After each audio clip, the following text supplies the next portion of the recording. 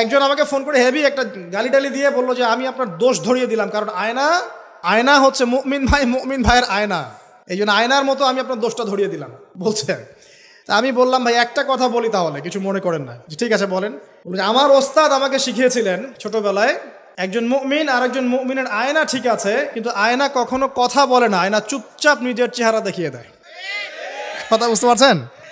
আয়না কিন্তু কথা বলে না এত বেশি, আয়না আপনাকে চুপচাপ নীরবে আপনার দোষটা দেখিয়ে দিবে। আপনার এখানে কেটে গেছে, আয়নার সামনে দাঁড়ালেন, শেভ করার কাটার কথা বলছি না, আবার শেভ করতে যায় না, আবার গান কেটে গেছে, আয়নার সামনে দাঁড়ালেন, আয়না কি বলবে এই তোমার গাল কাটা? আয়না কথা বলবে? আয়না নীরব থাকবে, কিন্তু আপনি ঠিকই বুঝে যাবেন আপনার কথা সমস্যা।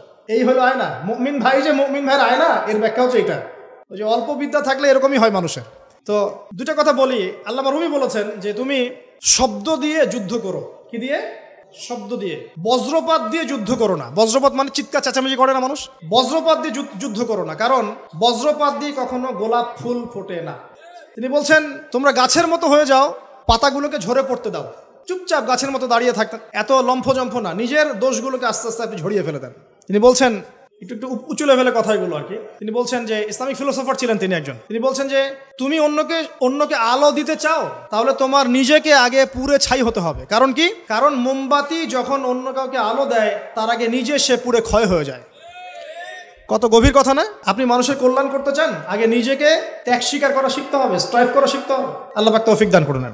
5 নম্বর যেটা ছিল কি, হ্যাঁ, আমাদের যতটুকু প্রতিভা আছে এই প্রতিভাটাকে দিয়ে ইসলামের খেদমতে কিছু না কিছু করতে হবে।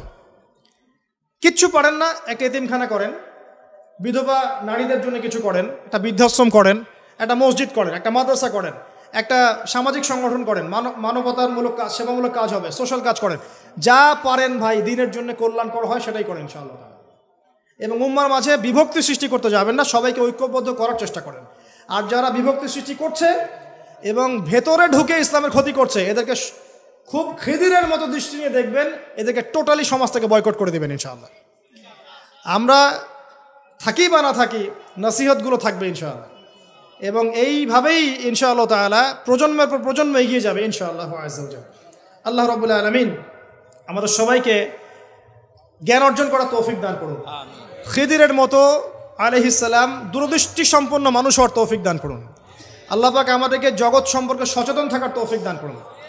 আল্লাহ পাক আমাদের সবাইকে আদর্শ পরিবার করে দিন। বেশি বেশি নেক আমল করার তৌফিক দান করুন।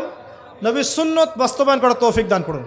আমাদের ছেলে মেয়েদেরকে আল্লাহ পাক মুসলিমের মতো মুসলিম রূপে মানুষ করার তৌফিক দান করুন।